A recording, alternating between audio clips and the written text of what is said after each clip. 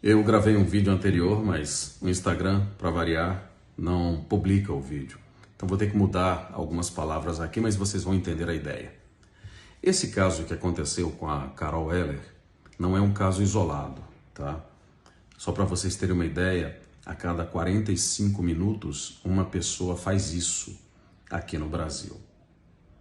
E, claro, tem uma série de fatores que levam a pessoa a fazer isso. Há fatores emocionais, psíquicos, há traumas, há situações familiares. Então eu vou abordar pelo menos dois, espero que isso possa te ajudar. Um dos sentimentos mais comuns nos dias de hoje, que levam pessoas à depressão e a culminar nesse fato aí, é o sentimento de inadequação. O que é isso?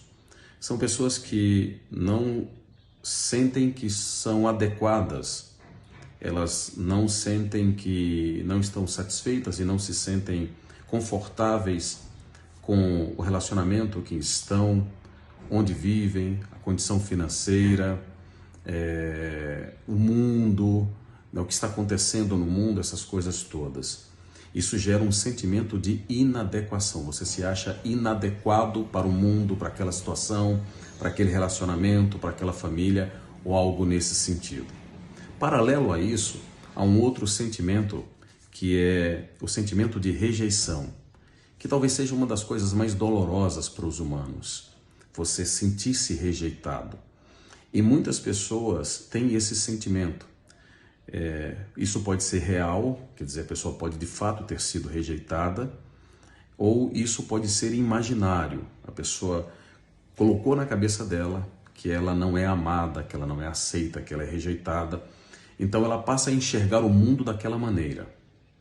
Isso é ruim pra caramba, né?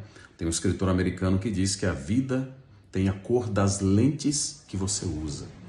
Então, o que o mundo vai te apresentar, na verdade, do seu ponto de vista, é aquilo que você enxerga do mundo, né? Então, pessoas que se acham rejeitadas ou que não se acham amadas, elas vão sempre reprogramar e realimentar a sua mente com esse sentimento, com essa percepção, com esse entendimento, mesmo que isso não seja real, mas para ela é real.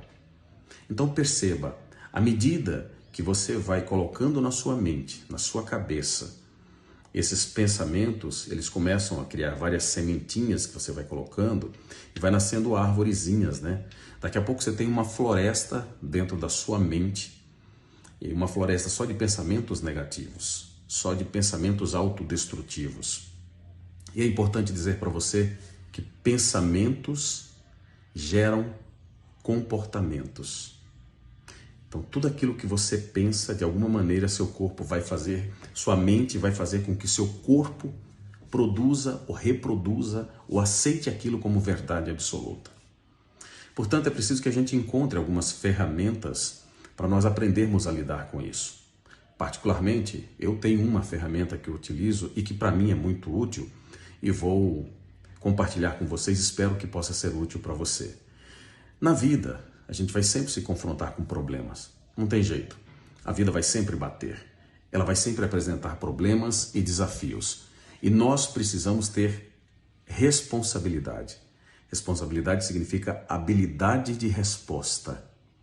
Então, sempre que a vida apresentar um problema X, você tem que apresentar uma resposta X, né? Então, para isso, você tem que ter habilidade com as ferramentas, com determinadas ferramentas, para você resolver, solucionar esses problemas.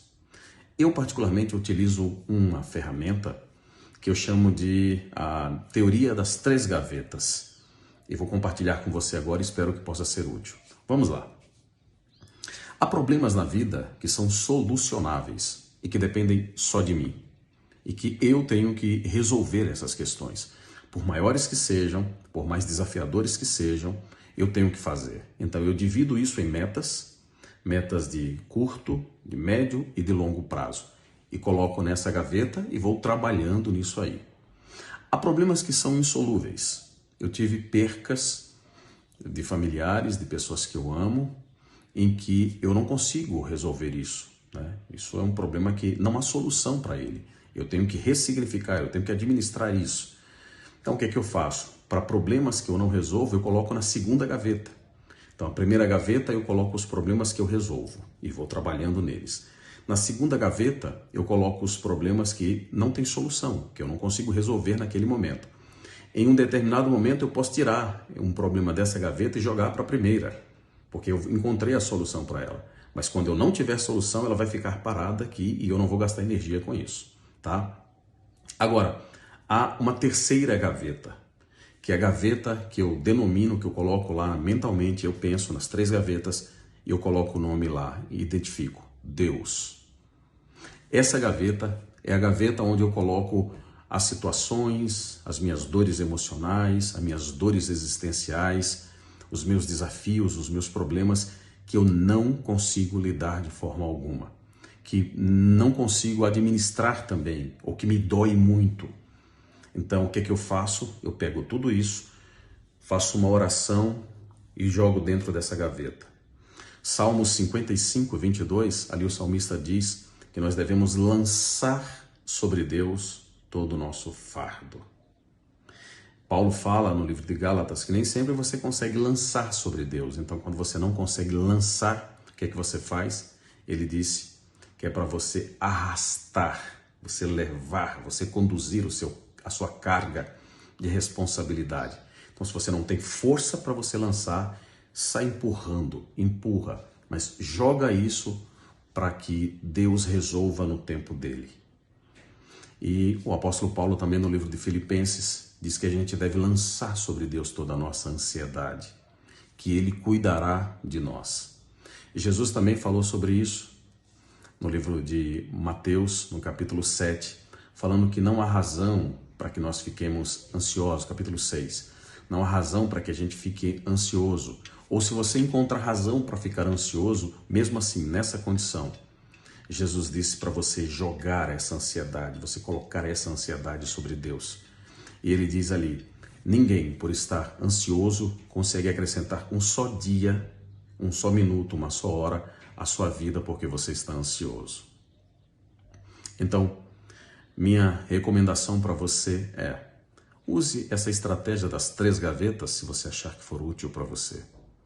Jamais esqueça que para esses problemas difíceis, para esses grandes desafios existenciais, para esses sentimentos de rejeição ou de inadequação, ou situações que você tem encontrado uma dificuldade muito grande de lidar, não esqueça que esses problemas são grandes para nós.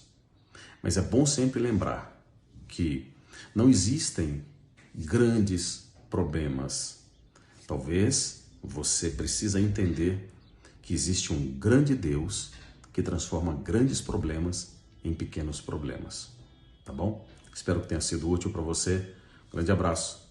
Como sempre, a gente se fala no próximo vídeo. Até logo mais.